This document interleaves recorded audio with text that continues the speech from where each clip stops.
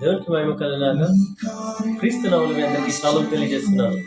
యేసు ప్రభువు చనిపోయి పాతిపెట్టబడి తిరిగి లేచిన తర్వాత, పునరుద్ధరణ అయిన తర్వాత ఆయన పలికిన చక్కని మాట ఏమైనదంటే, యోహాను సువార్త 20వ అధ్యాయము 19వ వచనంలో ఏమనంటే, యేసు వచ్చి వారి మధ్యలో నిలిచి సమాధానము కలుగును గాక అని వారితో చెప్పాను. హల్లెలూయా.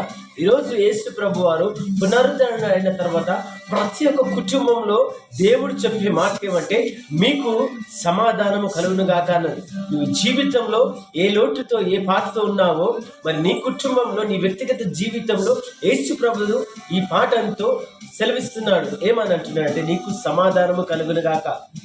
ఆయన సమాధానం ఇచ్చే దేవుడు, ఆయన సమాధాన కర్త. ఆయన నీ జీవితంలో, నీ కుటుంబ జీవితంలో, నీ యొక్క పిల్లల జీవితంలో, నీ యొక్క భవిష్యత్తులో ఆయన సమాధానం దయచేస్తానంటున్నాడు.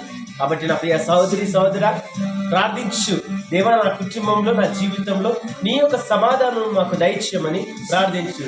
దేవుడు మిమ్మల్ని, మీ కుటుంబాన్ని దీవించి ఆశీర్వదించును గాక. ఆమేన్. God bless you all.